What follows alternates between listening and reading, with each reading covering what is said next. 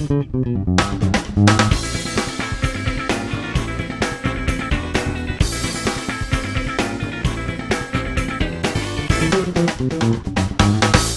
is going to be a very hard review for me, because I haven't decided yet whether or not this movie was good or bad. There were parts of this film that were very good. In fact, there were parts of this film that I loved. There were also parts of this film that is some of the worst filmmaking I've ever seen in my life. And it seems hard that you could put both into one screenplay, but the writers of this film managed to do that.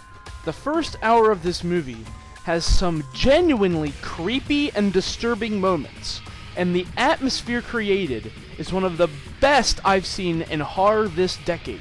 However, I've been scared more by costumes at Halloween than the ending of this film scared me.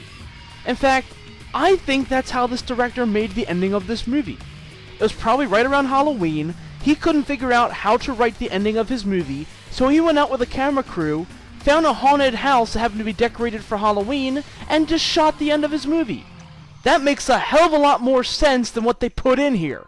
Now, before I get too angry and before I get ahead of myself, let me try to describe what this movie's about. You have this stereotypical family living in the suburbs, and they're moving into a new home.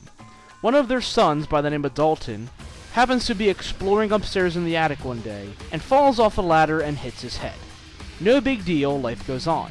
But the next day, Dalton's in a coma, and he won't wake up from it. So the family assumes that he hit his head when he fell off this ladder, but the doctors say, no, it's not a typical coma. He has no brain damage. He seems to be fine. So for 3 months, this kid's in a coma that no one can explain. But this is when mysterious things start to happen in the home. Dalton's mother starts seeing mysterious shapes and outlines of different people, and seeing bloody footprints in the house, and things start going wrong really quickly. She assumes that the house is haunted. The husband agrees to move. They move to a new home, but quickly find out that this house is just as haunted as the last one. So they come to realize that it's not the houses that are haunted, it's their son. Now, as I mentioned before, the first hour of this movie gives us a very good setting and atmosphere for a horror film.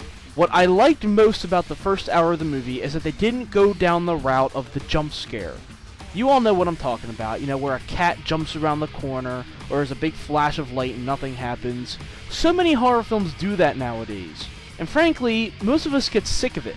But this film didn't go down that route. From what I counted, there was only 2 jump scares in this entire movie, and both of them were actually very well done, because they come out of nowhere and frankly scare the living crap out of you. But again, the filmmakers didn't utilize a lot of those jump scares.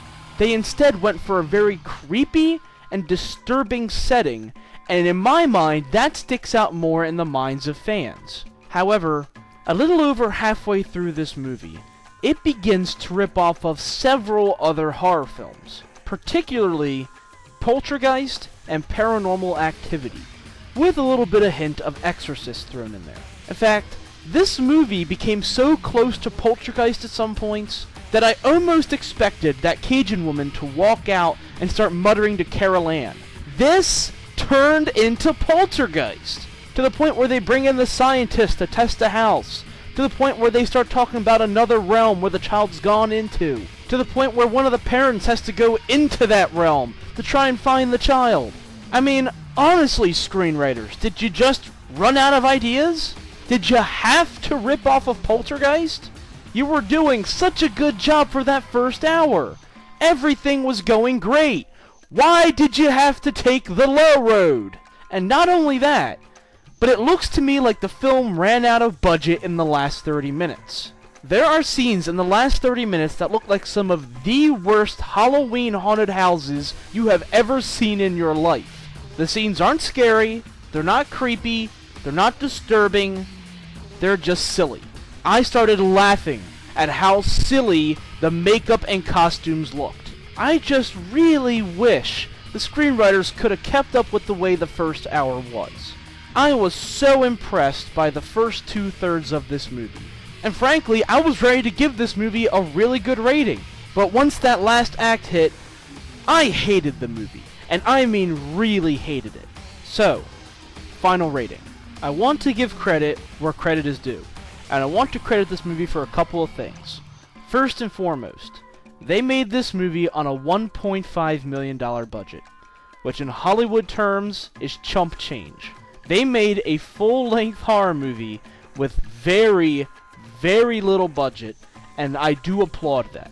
Not only that, but on that budget, they were able to create some genuinely creepy and disturbing scenes for the first hour.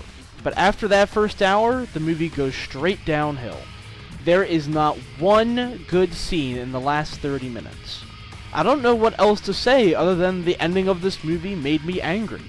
But again, giving credit where credit is due, I'm going to give Insidious 2 stars. I really, really want to give the movie lower than that, because that last 30 minutes still upsets me. So if you go in and watch this movie, please just stay for the first hour. The first hour is very good filmmaking. But once the last 30 minutes hit, you might want to walk out.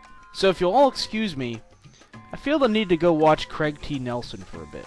You only move the headstones! Take care.